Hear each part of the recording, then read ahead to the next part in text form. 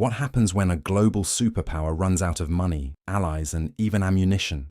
Russia is facing its worst crisis since the invasion of Ukraine began, with staggering military losses exceeding $3 billion in equipment in just 1 month and nearly 700 casualties reported. The cracks in Vladimir Putin's regime are becoming impossible to ignore. As NATO expands and former allies distance themselves, the Kremlin is now recruiting mercenaries from war-torn countries and even striking deals with North Korea. Could this be the beginning of Russia's collapse on the world stage? Let's uncover the truth behind it. When Putin launched his full-scale invasion of Ukraine, he likely anticipated some pushback from the international community. What he didn't predict was the magnitude of the economic response, a coordinated effort to cut off Russia from global markets and paralyze its economy. Within weeks, the international community unleashed a barrage of sanctions, cutting off Russian banks from the SWIFT payment system and freezing over $300 billion of the nation's central bank reserves. From energy to technology, key industries have been left scrambling, and the cracks are becoming harder to ignore. Take, for instance, the interest rates, which soared to 21%, or inflation, which has hovered around 10%. For the average Russian, these figures aren't just abstract statistics. They mean skyrocketing costs for essentials like food and medicine. A recent report from the Laboratory of Public Sociology offers insights into growing discontent among Russian citizens. With inflation, eroding wages, and international sanctions slashing foreign trade, frustration has spread across all sectors of society. European nations, for example, have drastically reduced their reliance on Russian oil and gas, once Moscow's cash cow. And what about the battlefield? The Ukrainian Defense Ministry reported that in November alone, Ukrainian forces destroyed over 300 Russian tanks, nearly 900 armored vehicles, and more than 800 artillery pieces. The cost of these losses, over $3 billion in a single month, surpassing even Russia's catastrophic equipment losses from earlier in the year. UK Defence Minister Tony Rakin estimates that Russia has already lost nearly half of its combat capability. Russia's army fired approximately 10 million artillery shells in 2023, yet at best it can only produce 1 million shells annually. Similarly, 2,500 tanks have been lost, while domestic production is capped at about 200 per year. Internationally, Russia's standing has been shattered. Former allies are keeping their distance, and even China, the supposed partner of choice, is approaching Moscow with increasing caution. Meanwhile, NATO has expanded, welcoming Finland and Sweden, directly countering one of Putin's primary objectives. Domestically, cracks in Putin's control are becoming more visible. Gone are the patriotic rallies that marked the invasion's early days. Even pro-war propaganda, such as state-sponsored films, is losing its audience. What's left when citizens turn away from symbols like the Z decals once plastered across cars and windows? But the Kremlin isn't retreating quietly. It's doubling down on repression to maintain order, escalating state violence to silence dissent. Yet this approach, the so-called repression trap, only amplifies the risk of internal unrest. But the story doesn't end here. The true cost of this war on the military, the economy, and the Russian people is a tale still unfolding. Next, dive deeper into the detailed analysis of Russian military losses. War is brutal, but the numbers behind Russia's losses in Ukraine reveal a story of unimaginable scale. In November 2024, an average of 1,500 soldiers were either killed or wounded every single day. To put that in perspective, on November 28th alone, Russia lost more than 2,000 personnel in just 24 hours, marking the worst day for their forces since the war began. The United Kingdom's Chief of Defence, Admiral Sir Tony Rakin, reported that Russia is now approaching 700,000 combined casualties. The battlefield losses extend far beyond personnel. In November, Ukrainian forces, armed with state-of-the-art Western technology, destroyed 307 Russian tanks, nearly 900 armoured combat vehicles, and 884 artillery pieces. By the end of the month, the value of weapons and equipment lost by Russia exceeded $3 billion. The total is now higher than both September and October combined.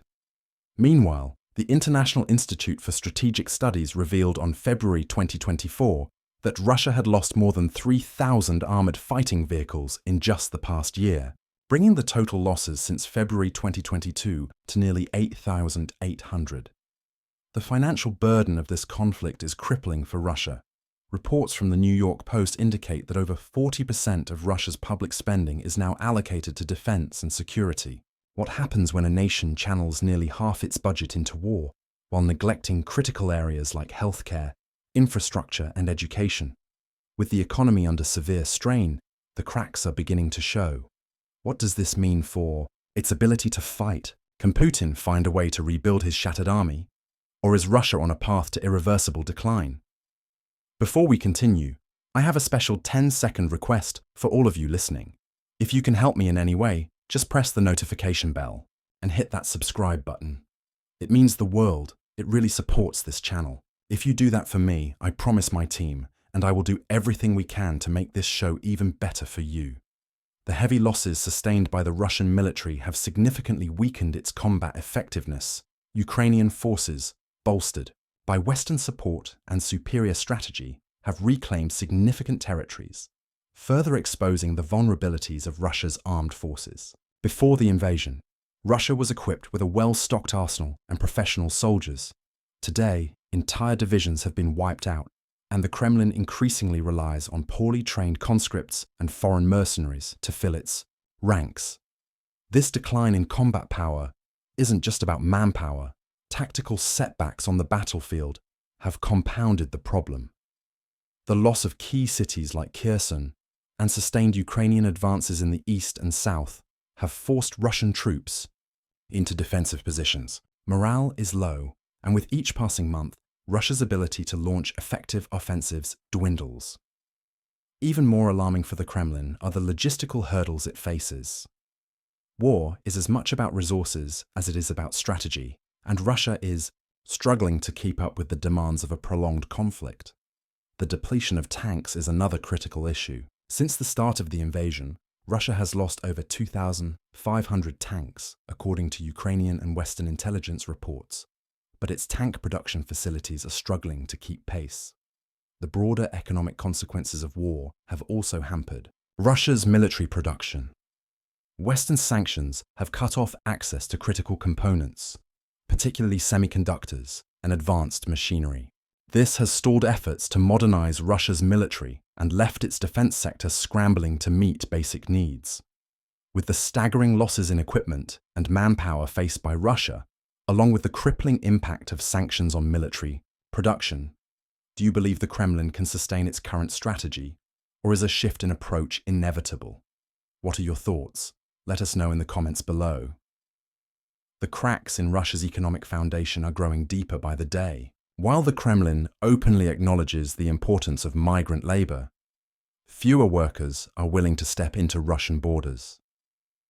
The consequences of a shrinking labor force are rippling across all sectors. In desperate need of workers, both defense and civilian industries are driving wages higher. Salaries in Russia's defense industry alone have skyrocketed by as much as 60% since the start of the war. Despite initial predictions of economic collapse following Western sanctions, Russia's economy has experienced some surprising developments. Consumer spending has surged, fueled by massive government spending in the defense sector. Real wages have grown by nearly 14%, and spending on goods and services has risen by 25%. The luxury goods and real estate markets are booming, thanks to increased state spending and subsidized mortgages. Yet this war-driven economic model raises serious questions about its long-term viability. Inflation has reached 99.13%. Interest rates have spiked to 21%, and Russia's over-reliance on raw material exports to fund military expenses continues to draw criticism. US Secretary of Defense Lloyd Austin recently highlighted another startling statistic.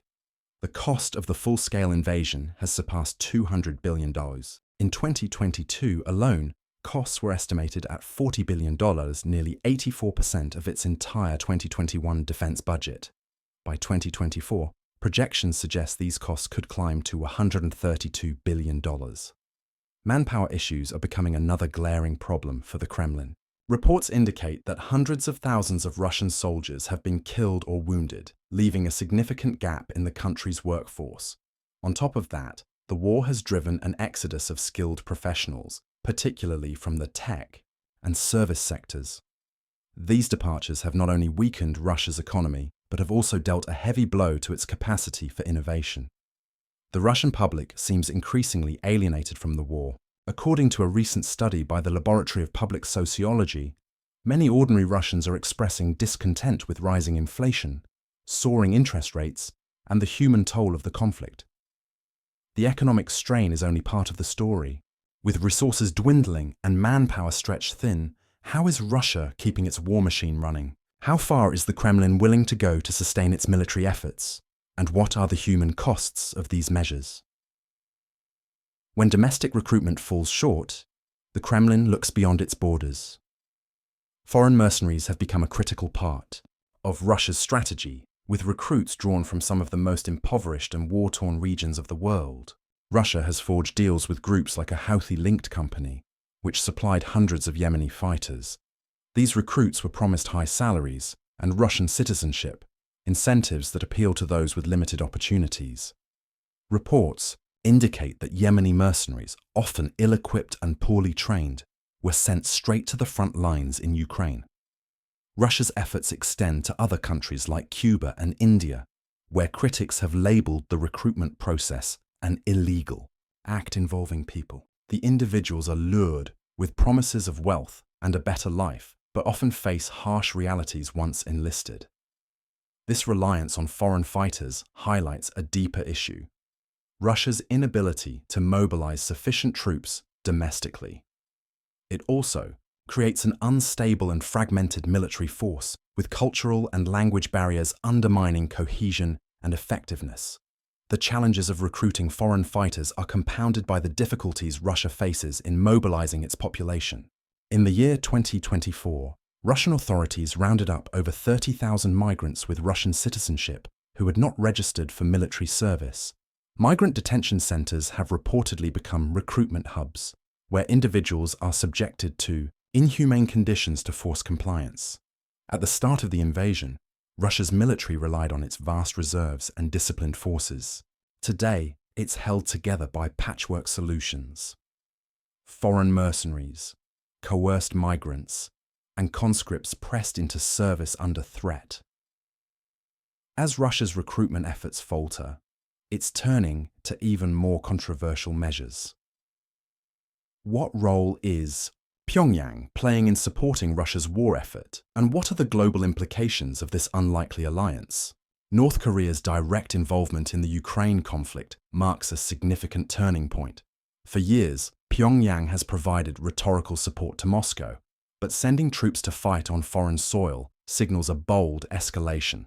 Reports suggest that North Korea has deployed nearly 10,000 soldiers to assist Russian forces. This is not just a symbolic gesture, it's a strategic move to bolster Russia's manpower as its military faces unprecedented losses. The deployment underscores the Kremlin's shortage, and with its troops stretched thin, Russia has turned to allies like North Korea to fill the void.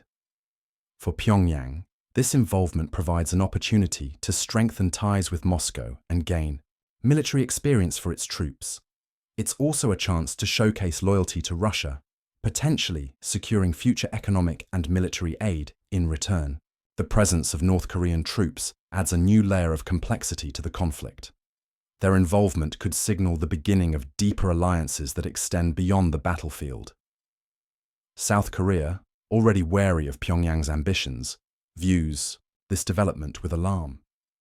Officials in Seoul have expressed concerns about the potential for North Korea to gain advanced military knowledge and resources through its alliance with Russia. This alliance challenges traditional geopolitical alignments.